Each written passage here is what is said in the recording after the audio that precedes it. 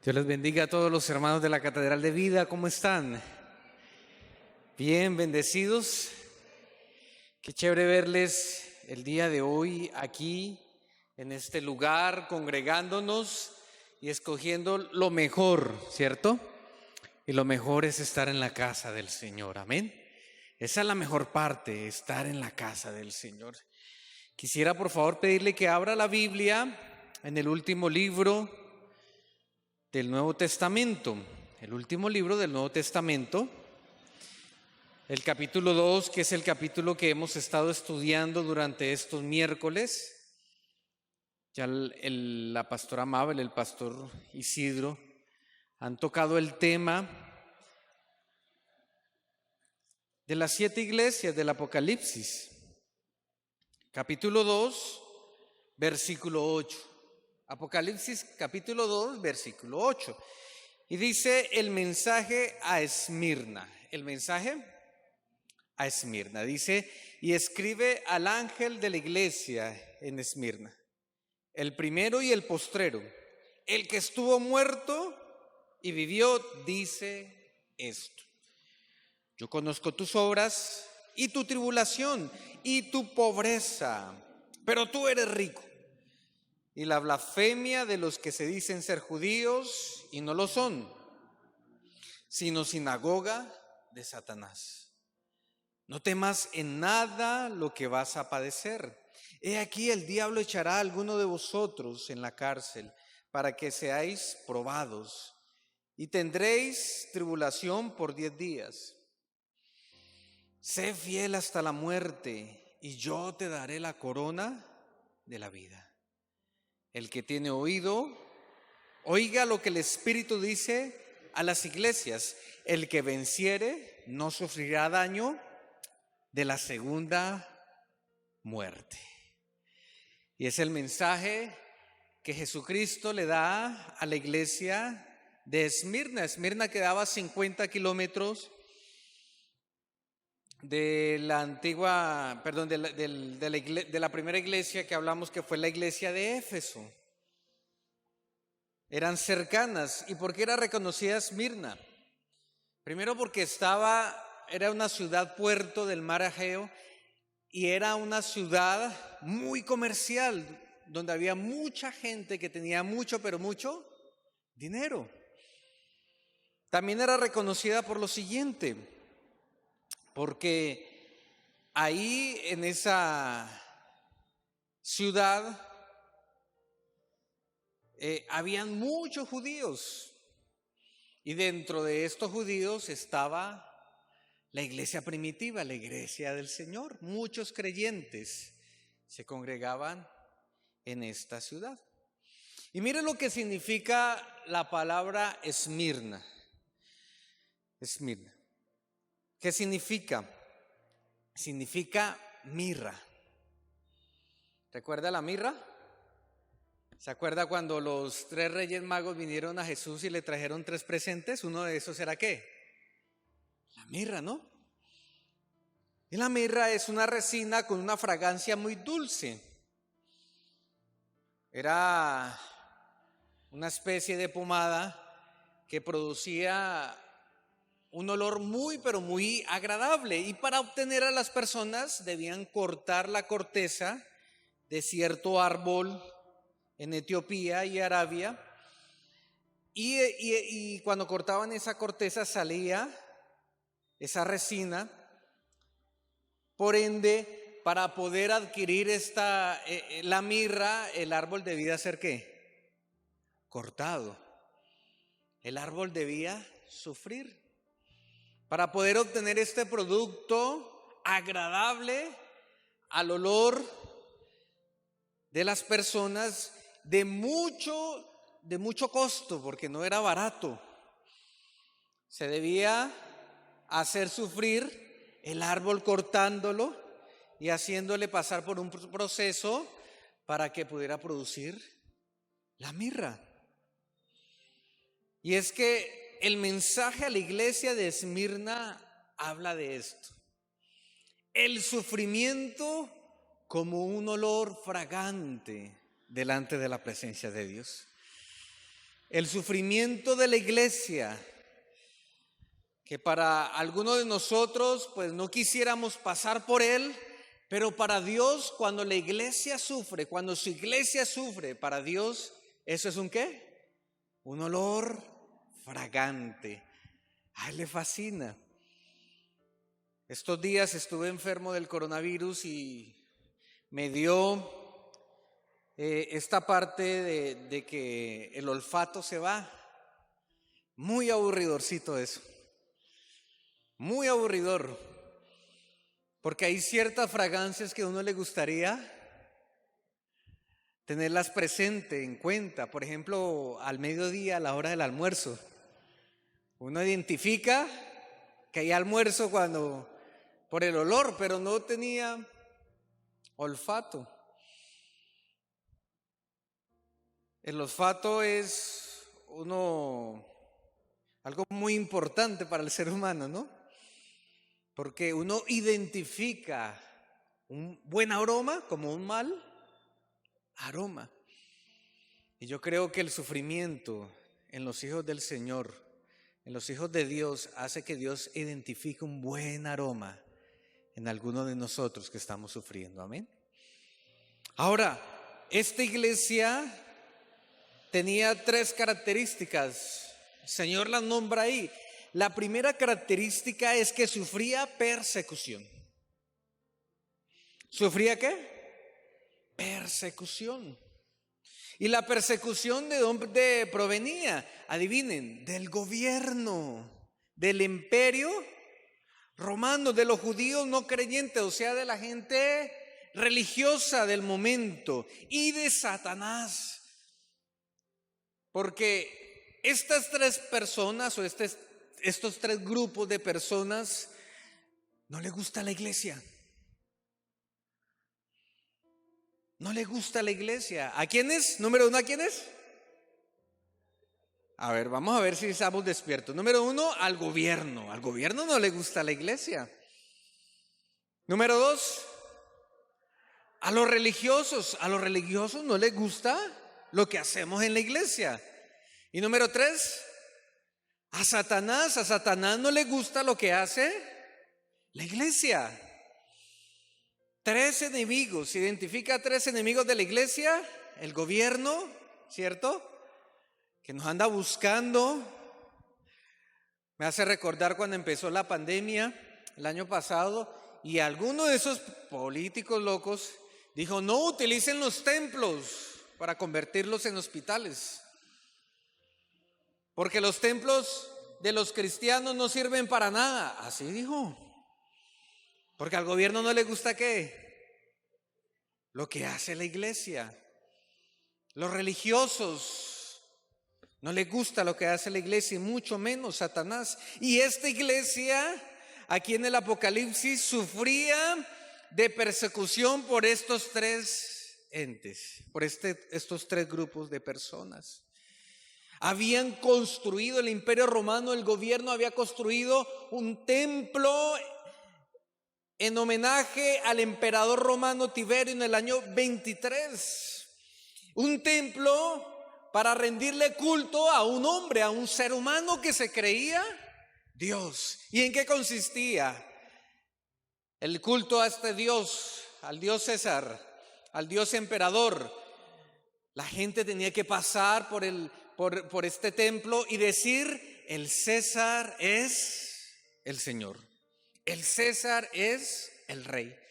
Y un buen cristiano, el único rey y Señor que acepta, ¿quién es? Jesucristo.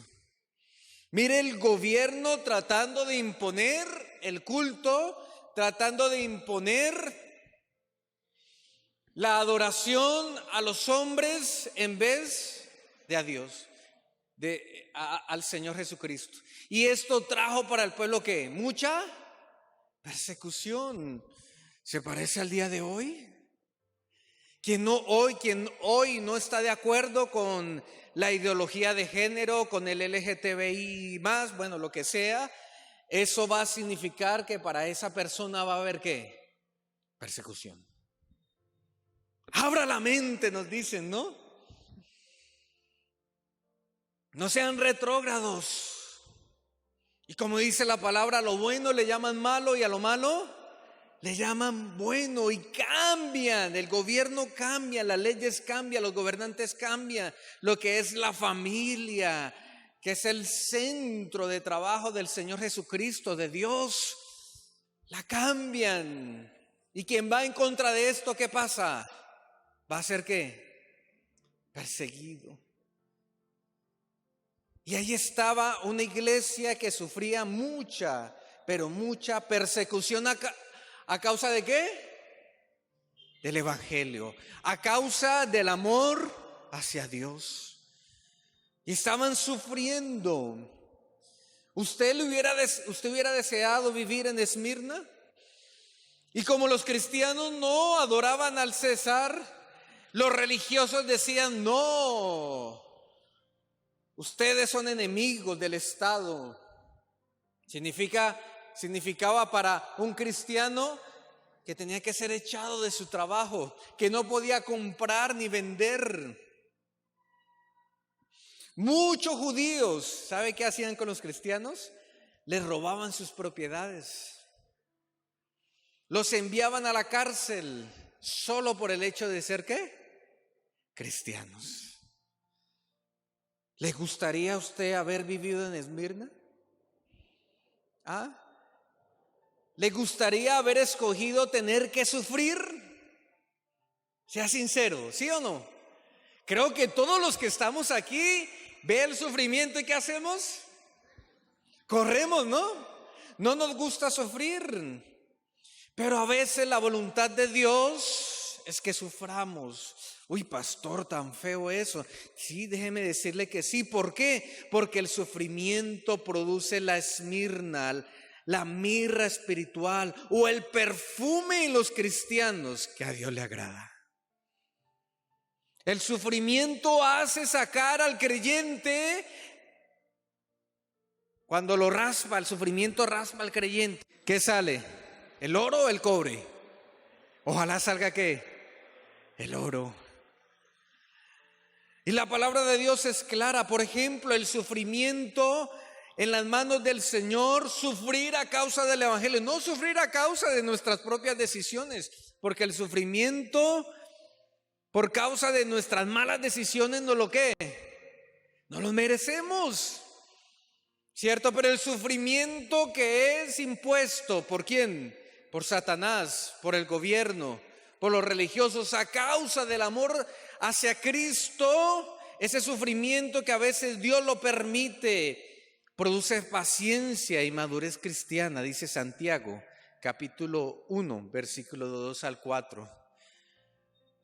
El sufrimiento es como fuego que purifica, dice Primera de Pedro, capítulo 1, versículos 6 al 7. Para muchos Dios permite el sufrimiento, ¿sabe por qué? Esta clase de sufrimiento, porque el sufrimiento hace que perdamos el deseo de pecar. ¿A cuántos nos gusta pecar? ¿A nadie? Pero si el pecado es agradable, el chisme es exquisito, ¿cierto? La mentira, el adulterio, la pornografía, eso es sabroso, es rico, porque pecar es ¿qué? Es rico. El ver más de la cuenta, eso es bueno. El problema es la consecuencia. Y a veces Dios hace que la iglesia pase por el sufrimiento para que no nos dé deseo de pecar. Dice Primera de Pedro, capítulo 4, versículos del 1 al 2, para que lo estudien en la casa. El sufrimiento puede ser una forma de disciplina para perfeccionarnos. Nos dice Primera los Corintios, capítulo 11, versículo 30 al 32. El sufrimiento puede prevenirnos de pecar y ayudarnos a ser santos. ¿Cuántos queremos ser santos? ¿Cuántos deseamos en esta nueva naturaleza que Cristo nos ha puesto de no volver a pecar contra Él? Porque el creyente que peca, ese creyente se pone triste, ¿cierto? ¿Sí le ha pasado? A mí me ha pasado. El sufrimiento nos da la oportunidad para ser un testimonio poderoso para Cristo. ¿Cuántos lo creen? Muchos cristianos sufren a causa del evangelio. Y hay gente que está viendo eso y se convierte al Señor. El sufrimiento nos capacita para una mayor comunión con Jesús, para seguir la senda de las pisadas de Jesucristo. Y ahora, ¿cómo ve usted el sufrimiento? ¿Cómo ve el sufrimiento por causa del evangelio? ¿Por qué? Porque preferiría usted reír o llorar. Creo que reír, ¿no? Pero para la mayoría de nosotros, claro que sí es preferible reír. Pero no obstante, Dios no da promesas para los que ríen, pero bendice a los que sufren y a los que son perseguidos. Escúcheme bien. Aquel que sufre por el evangelio, persecución, ¿qué va a encontrar? Una promesa, una bendición por parte de Dios. Amén. Va a encontrar bendición de parte de Dios. Y usted dirá, pues pastor, con el sufrimiento, pues prefiero que Dios no me bendiga. Y ahorita vamos a ver más adelante qué significa esto. Pero déjeme decirle que si alguna vez has sufrido por causa del evangelio, eres bienaventurado. Eres bendecido, muy, pero muy bendecido. Y los creyentes de esta ciudad, la iglesia en Esmirna, era como un olor dulce para Dios. La persecución que habían sufrido había producido en ellos una fragancia divina en sus vidas. Y Jesús no tuvo reproche para estos creyentes. Mire que no le reprocha nada. Para Jesús todo lo que ellos han hecho, ¿lo han hecho qué? Bien. Lo han hecho bien. Ahora, no es que debamos buscar las pruebas y los sufrimientos, pero cuando estos vienen, sepamos que Dios tiene un gran propósito con ello. Dios quiere sacar lo mejor de la iglesia, quiere sacar lo mejor de ti cuando vivamos sufrimiento y persecución a causa del evangelio. Amén.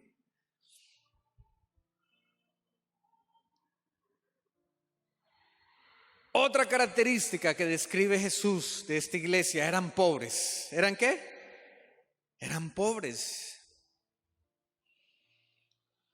Ahora, mire que para las reglas del mundo esta gente era ¿qué?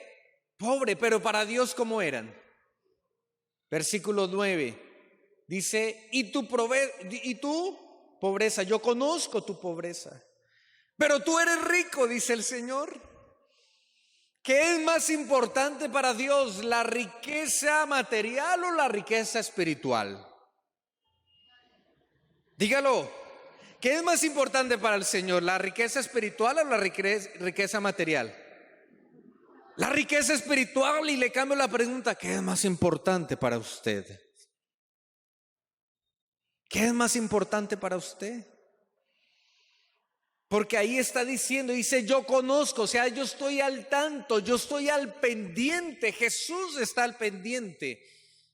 Que si para ti es más importante la riqueza material o la riqueza ¿qué? Espiritual. ¿Cuántos somos ricos espiritualmente? A ver, mira a la persona que tiene al lado y hágale ojitos y dígale, es mejor ser rico espiritualmente.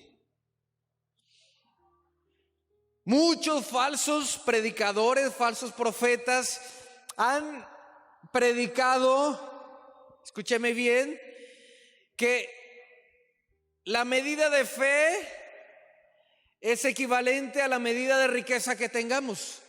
O sea que si tú tienes harta plata, significa que tú tienes que mucha ¿qué? Mucha fe, y eso es totalmente falso. Mire que aquí vemos una iglesia totalmente pobre, pero para Dios rica espiritualmente. Porque las riquezas no son sinónimo de bendición. Muchos cristianos andan aburridos, amargados. Y ¿qué tienes? ¿Qué te pasa? Ay, es que Dios no me ama. Es que Dios no me bendice. Es que Dios no me quiere. Dios no me tiene en cuenta. ¿Y por qué? Porque soy pobre. ¿Cómo así? O sea que si Dios te da dinero, si Dios te bendice económicamente, entonces ¿Él te ama? No, cambiemos esa posición de las riquezas. Tenemos al dueño de la plata y del oro, ¿cierto? Tenemos a un padre totalmente responsable, que se hace responsable por sus hijos. Amén. Él te quiere bendecir, pero recuerda que para Él es más importante la riqueza espiritual. Para Él es más importante la riqueza espiritual.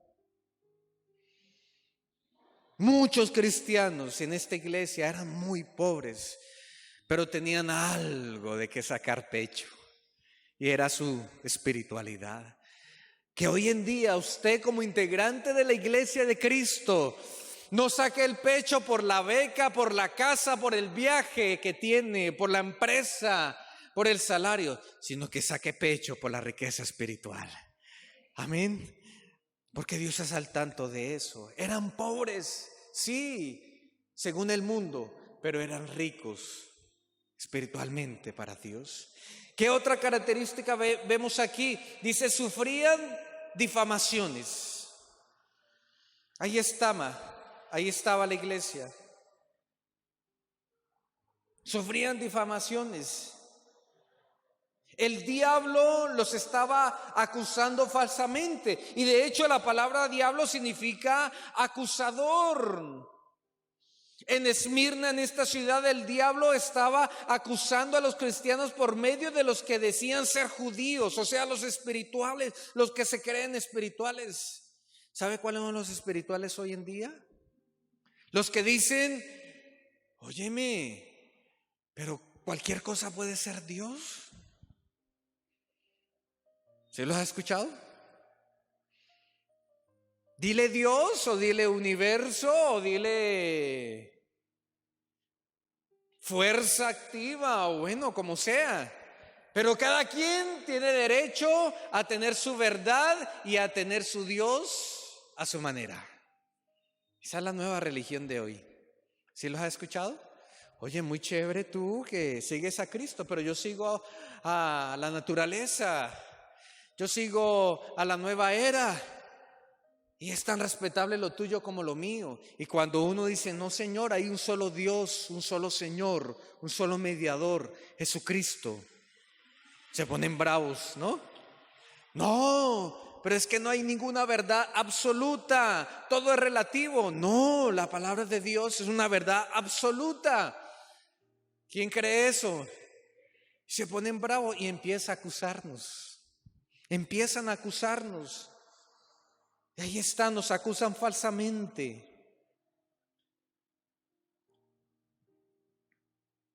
Estaban siendo difamados. El diablo estaba utilizando a los religiosos. Y de hecho Jesús declara que estos religiosos son sinagoga ¿de quién? De Satanás, ¿cierto? Qué feo, ¿no? ¿Sinagoga de qué? Del engañador, del que acusa. Pero tú y yo, adivina cómo somos llamados: templos del Espíritu Santo. Porque en nosotros está el Espíritu de Dios que nos guiará a toda verdad, nos recordará todas las cosas para que no pequemos contra Dios y podamos llegar al cielo, a la vida eterna. Ahí está. Déjeme contarle un testimonio de lo que sufrió el pastor de esta iglesia, Policarpo, que era discípulo del apóstol Juan. Era pastor de la iglesia en Esmirna. Y en un día de fiesta, los judíos acusaron a Policarpo de no ser leal al César. O sea, de no cumplir con las responsabilidades del gobierno. Lo llevaron ante el gobernador romano y allí él se negó a decir que César era el Señor. El gobernador le instó al anciano pastor que negara a Cristo, pero Policarpo respondió: por 86 años he servido y él nunca me ha hecho ningún mal. ¿Cómo pues puedo blasfemar contra mi rey y señor? Yo soy cristiano, respondió este varón de Dios. Y más tarde el gobernador lo amenazó diciendo: tengo unas fieras salvajes aquí cerca, si no te retractas te arrojaré a ellas. Era serio confesar que Jesucristo era el Señor y el único Dios. Y el juicio continuó y el gobernador lo amenazó nuevamente: si las fieras no te dan temor, te quemaré en el fuego. Y mire lo que Policarpo, este cristiano, respondió: tú me amenazas con fuego que arde por 1 hora y luego se enfría, pero ignoras lo relacionado con el fuego del juicio venidero y del castigo eterno que le espera a los impíos. Y respondió este hombre cristiano, este anciano lleno de fe: ¿qué es lo que esperas para matarme? Trae lo que quieras. ¿Y sabe qué hicieron los judíos el día sábado? Los religiosos que decían que el día sábado no había que hacer absolutamente nada, fueron y trajeron leña para hacer el fuego. Y en las llamas Policarpo dio gracias por haber sido tenido digno de ser un mártir para Cristo. Y él fue el 12º mártir para la iglesia, para Cristo en Esmirna. Un anciano que dijo: sí, me difamaron, pero prefiero morir antes que negar a Cristo. Prefiero morir. ¿Cuántos estamos dispuestos a morir por Jesús? Y creo que esta pregunta no saca ningún amén, ¿no? Creo que esta pregunta en nosotros no hace ninguna mella, porque ninguno quiere morir de esta manera, quemado. Pero creo que el Espíritu Santo, que pone el fuego en nosotros, hoy en día nos está diciendo: óyeme, si no vas a morir por mí, aunque sea vive por mí, declarando que el único Rey y el único Señor es Jesucristo. Ahora, eso era lo que sufría estas personas. ¿Y qué dice el Señor acerca de esta iglesia? Número 1, dice: no tengan temor de las tribulaciones que van a sufrir. Ahí está en el versículo 10. No tengan temor, dice: no temas en nada lo que vas a padecer. ¿Y por qué no? Porque el Señor ha prometido que nunca nos dejará ni nos abandonará. Amén. Dice el Salmo 23, capítulo 4: aunque ande el valle de la sombra de muerte, no temeré mal ninguno, porque tú estarás conmigo. En medio de la tribulación, en medio de la prueba, del sufrimiento a causa del evangelio, recuerda, iglesia, que Jesucristo está a tu lado. Jesucristo está a tu lado. Y frente a esto, frente a este temor que estaban sintiendo los hermanos de la iglesia de Esmirna, que iban a ser asesinados, ya sea por el fuego, ya sea por las fieras, hay una palabra muy contundente. Hay una palabra que comienza el mensaje a esta iglesia. Y mire cómo lo comienza. Dice: escribe el ángel de la iglesia de Esmirna, el primero y ¿qué? El postrero. Mire estas palabras para que se queden en su corazón si está sufriendo a causa del evangelio. El que estuvo muerto y ¿qué? Y vivo, te dice: tranquilo, yo estoy contigo. ¿Qué significa esto? ¿Qué significa estas palabras? Que Él es el primero y el postrero, o sea que Él existe antes de que comenzaran nuestras pruebas. ¿Qué significa eso? Que Él tiene el control. Él es el primero, o sea, Él ya estaba mirándote en medio del sufrimiento, pero también es el postrero. ¿Qué significa esto? Que Él va a estar ahí. Escúchame bien, Él va a estar ahí cuando la prueba termine. Él también va a estar a tu lado. Él va a estar ahí contigo. Estará allí cuando nuestras tribulaciones hayan pasado. Su victoria sobre la muerte nos anima. ¿Por qué? Porque Él murió y vivió otra vez. Por lo tanto, no tenemos que tenerle temor a la muerte. ¿Cuántos sintieron muerte en esta temporada de coronavirus? Temor a la muerte. ¿Cuántos sintieron temor a la muerte? Creo que todos, ¿no? Cuando me dijeron tiene coronavirus, yo dije, ay Señor, Dios mío, y esa nueva cepa que se llama la Delta, que ataca a los jóvenes, y pues yo todavía soy joven. Yo decía, uy, Dios mío. Y no solamente la preocupación de la muerte, ¿no? Yo diría, bueno, si me muero, pues tengo una deuda, el seguro paga la deuda. Pero uno empieza a pensar en quién. La familia. Y mi hijo, que está al lado mío, mi esposa está embarazada. La noticia de estos días, ¿cuál fue aquí en Ibagué? Gran conmoción por mujeres embarazadas que están en la UCI por causa del coronavirus. Pero yo me levanté y yo dije, no Señor, Jesucristo cuando murió y resucitó, dice el libro de Hebreos, quitó el miedo de la muerte. Quitó el miedo de la muerte. El cristiano no le tiene miedo a la muerte. ¿Sabe por qué?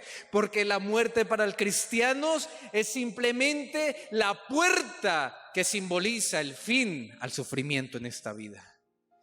Y el comienzo de las promesas cumplidas por el Señor Jesucristo, de que viviremos en un nuevo cuerpo y no habrá sufrimiento y no habrá dolor y no habrá enfermedad. Eso significa la muerte para el cristiano. Yo muero, dice Pablo, para mí el morir es que en Cristo es ganancia, es victoria. Y si mueres por el coronavirus, estarás mejor que nosotros. Aleluya o no aleluya. Gloria a Dios o no gloria a Dios.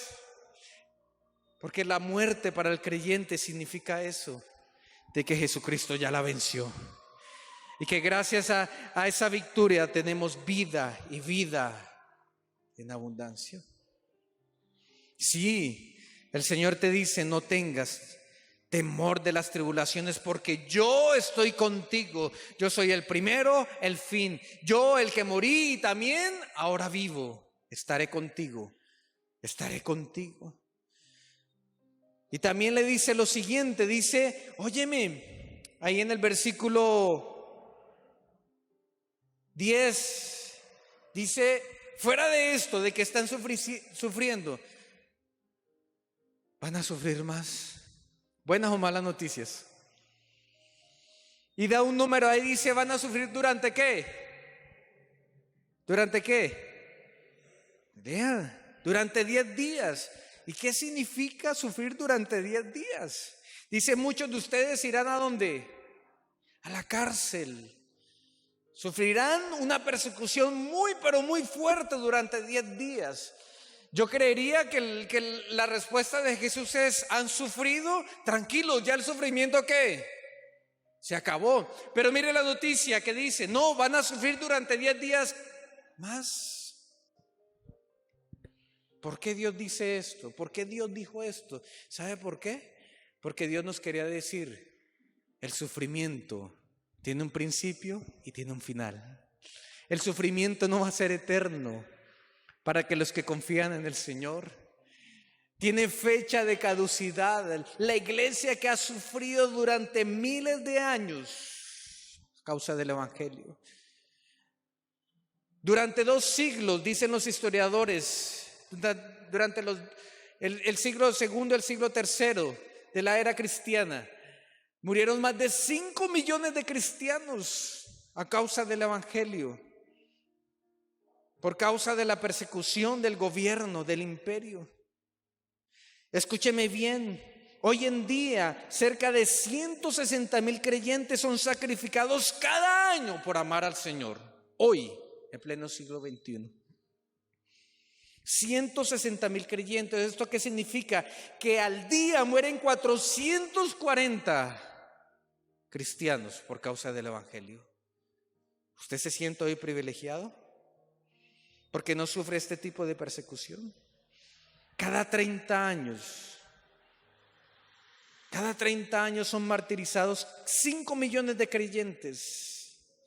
En otras palabras, hoy hay 6 veces más mártires que los que hubo en el tiempo de los César. Pero aún en medio de la persecución, el Señor promete la corona de vida para los que son fieles hasta la muerte. Sea fiel hasta la muerte, mi hermano y mi hermana. El Señor no pondrá una carga más pesada de la que podamos resistir, dice 1 Corintios capítulo 10, versículo 13. Aún Él usará la muerte para terminar con este sufrimiento. Pero recuerda que Jesucristo promete vida eterna a los que son fieles hasta la muerte. ¿Vas a ser un fiel? ¿Vas a tener la corona de vida?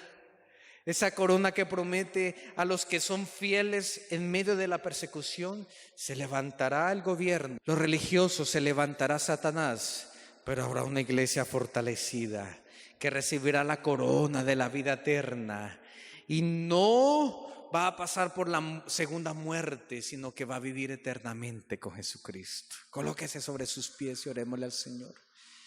Y usted que hoy está sufriendo, ¿usted cree cómo se siente un creyente al ver las redes sociales y ver cómo nos acusan de retrógrados? ¿Cierto? Ver cómo usan el arco iris, que significa un pacto que Dios hizo con el hombre, y ver cómo lo cambian para simplemente argumentar ese estilo de vida. Sí, la iglesia va a sufrir persecución, pero usted y yo vamos a ser victoriosos. Padre, gracias por tu palabra. Y en esta noche yo oro por aquellos que sufren a causa del evangelio, aquellos que sufren el vituperio de sus familiares, aquellos que están sufriendo, Señor, por hacer las cosas bien, Dios. Sus compañeros de trabajo le acusan por hacer las cosas bien y ellos no pueden hacer las cosas mal porque en su interior quieren agradar al Dios vivo. Yo oro por ellos, Señor, para que tú les des fuerzas.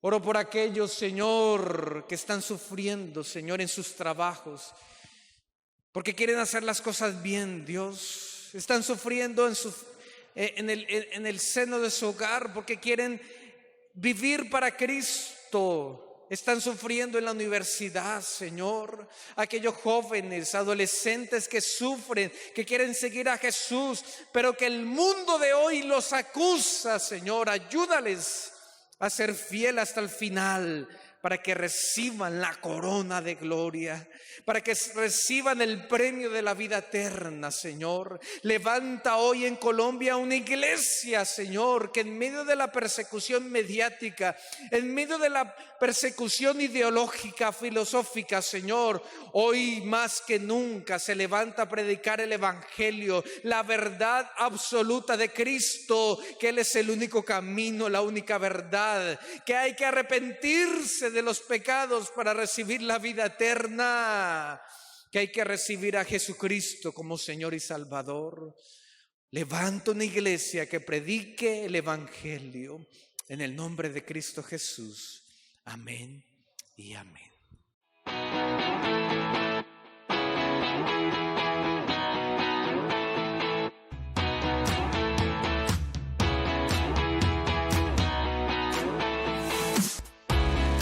Existimos para adorar, para atraer a las familias a Cristo. Somos una iglesia que se apasiona, una iglesia viva, Catedral de Vida.